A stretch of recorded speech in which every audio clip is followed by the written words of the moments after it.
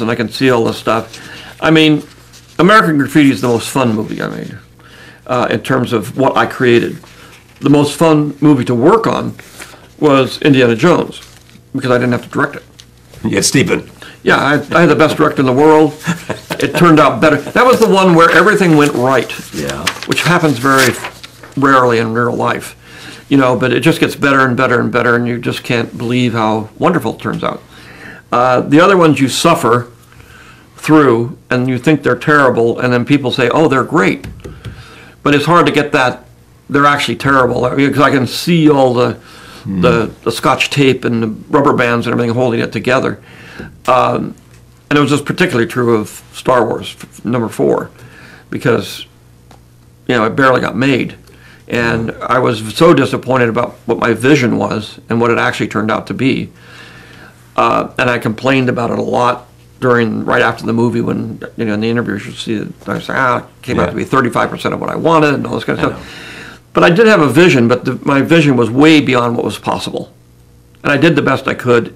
And then after a lot of people said, well, this is the greatest movie of all time. You have to do that. I said, well, okay, maybe it's pretty good. And we'll live with that. And then part of it then was to continue the story. It was just a thing to finish the story. And then after that, I worked on the technology, and I said, well, gee, now I can tell the backstory, because the backstory seems to have gotten lost. When it was one movie, it was much easier to see the backstory of Darth Vader. Because it was only but didn't you intend to, in the beginning, create really 3 movies when you started? And then you decided only to take one part of that life story. Yeah, I took the first act. Exactly. And there were 3 acts, and you took the first. Yeah, but then the first act didn't really work. So I said, okay, what I'm going to have to do is take the ending of the 3rd film and put it on the 1st film. You know, what you do, you've got a bunch of stuff sitting on your desk as you're creating it. So, well, let me take that and stick that in here and make it. So I wasn't worried that much about the sequels when I was actually making it, because I have to make this the best film. You know, because I want this one to succeed and work. So then when I moved on to the other ones, I said, well, gee, you know, Ben Kenobi is now dead. I killed him. That was unfortunate. How am I going to fix that? And what am I going to do about the fact that I already blew the Death Star up? And that's what the ending is. And so I went through, and so the story stretched itself and moved around. You know, it is a creative process where you're kind of doing things and you maneuver through your imagination.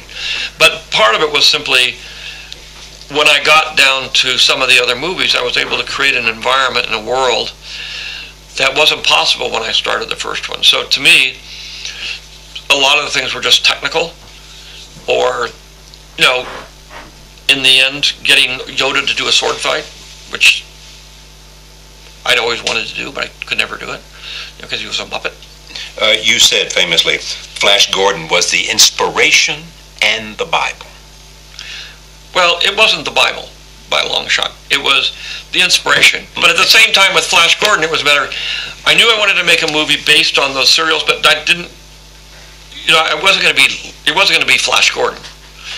So I did try to get the rights to Flash Gordon, couldn't, but that was good, because if I had, it would have set me off on a funny thing. But because I realized after I didn't get it, I said, well, I really don't want Flash Gordon. I don't want to do I want a space opera that's like Flash Gordon. But if I were making that movie, I would probably take Flash Gordon out of it, and I'd take all that stuff, Mongo and all that stuff. I don't want to do that stuff. Because what I really wanted to do was more on the lines of Star Wars and less on the lines of Flash Gordon. There is a similarity between the two, but there is definitely a difference in perspective about how they're doing. So that sent me in the right direction of having to think of something completely new, but inspired by Westerns. And, you know, people go through and say, these are all the inspirations that were influenced Star Wars. And they are. Just like whether you're a writer, no matter what, you're a painter, whether you're a politician, in theory, you have steeped yourself in the genre you're working in, and you know all the various kinds of things, and you can pull the best parts of what you learned in theory, you know.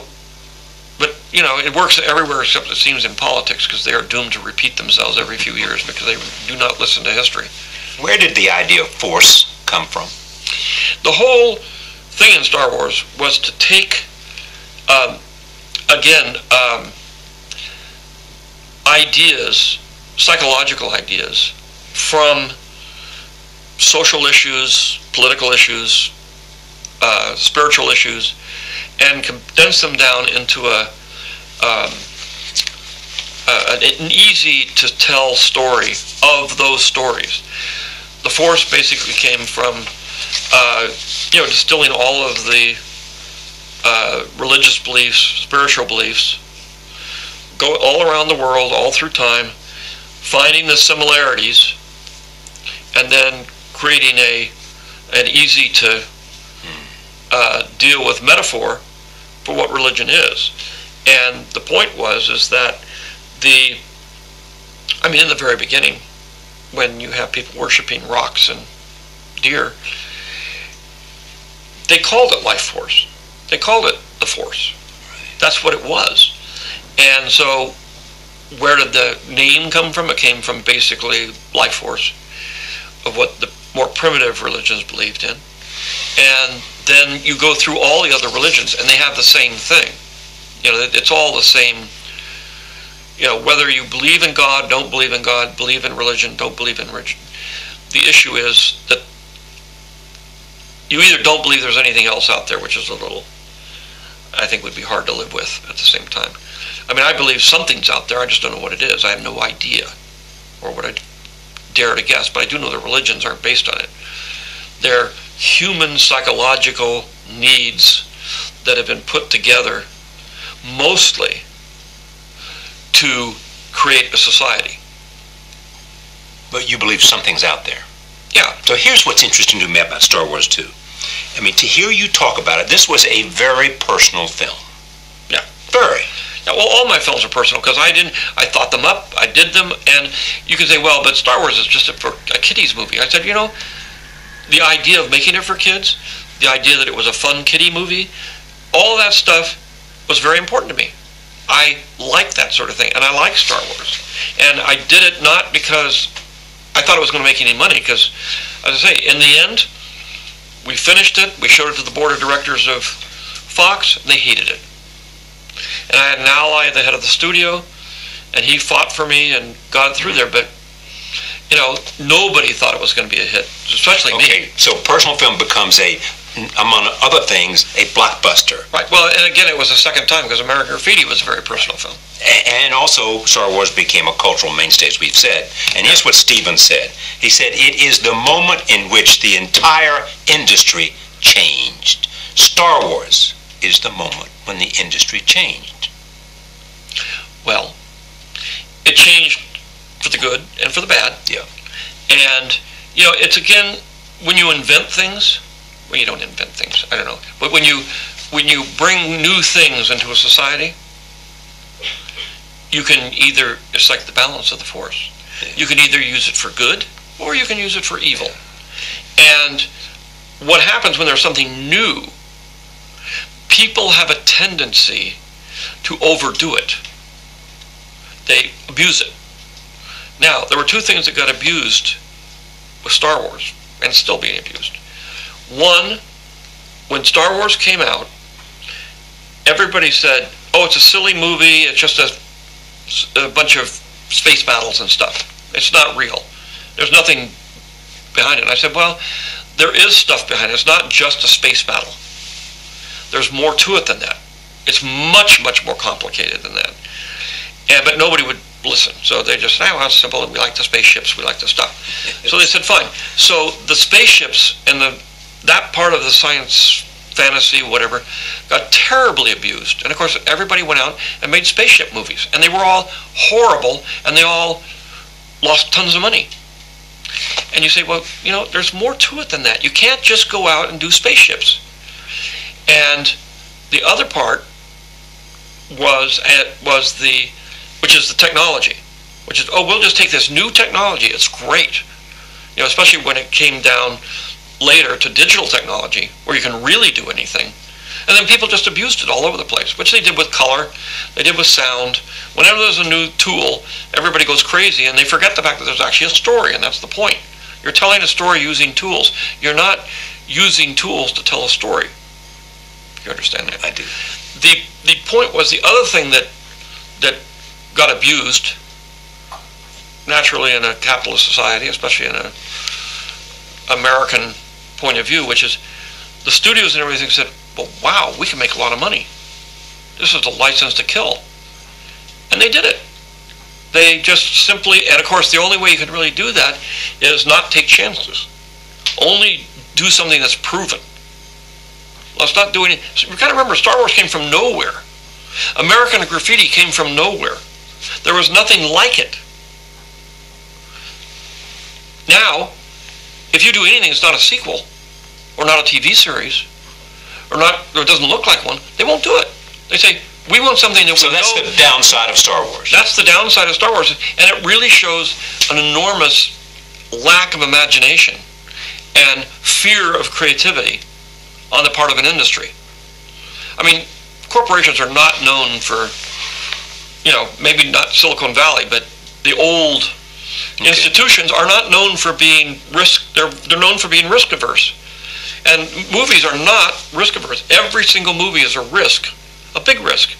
I like to say, it's like the movie business is exactly like professional gambling. Except you hire the gambler. Usually some crazy kid with long hair who's like, I don't get this guy at all. You give him $100 million and you say, go to the tables and come back with $500 million. That is a risk. Now, the studios don't want to think of it that way. They say, well, maybe if we told him that he couldn't bet on red, maybe if we told him, because we did market research and we realized that red wasn't, so they tried to minimize their risk. But and of course, you're hiring the kid to take risks, to be creative, to do things that have never been done before, never been tested. You have no idea whether they're going to work or not. That's completely the antithesis of what a big modern corporation is. They want to test things 360 ways. No, you just go. So Hollywood is not like a big American corporation because it'll just throw money away behind somebody and have him go or her go and figure out. But they don't know. But they don't know how to do that because they're basically corporate types. They think the worst thing that happens when they think they know how to do it. Then they start making decisions that ensure that it's not going to work. But you're George Lucas, and you were ahead of your time with American Graffiti. You were ahead of your time with Star Wars. Have you been ahead of your time since then? Well, I haven't directed a movie since then. I know that. Producing, I don't know. I was sort of ahead of my time with Red Tails. An all-black film. But you're the only person who could have got that made. I paid for it myself. Daniel Yellow said they wouldn't distribute it. They wouldn't make it. They wouldn't advertise it. Because of racism or because of what? They just said, the market research says nobody will go to that movie. There you go. And in Europe, nobody will go see it. But market research said nobody would go to Star Wars. Market research may have said no one. Well, but this one was. Okay. We know there is a certain now. Over time, a lot of these issues that were just becoming, they were dimly aware of them, have become institutionalized. Now they know that movie will do well in France. This movie will do well in Denmark. This movie you can't do in Asia. And they got their markets, they know how much of the share they get, and they do their little analysis, and then they say, well, we will or will not make the movie. It has nothing to do with what I do, which is make a movie, something that people can enjoy. Okay. It has nothing to do with that. I made money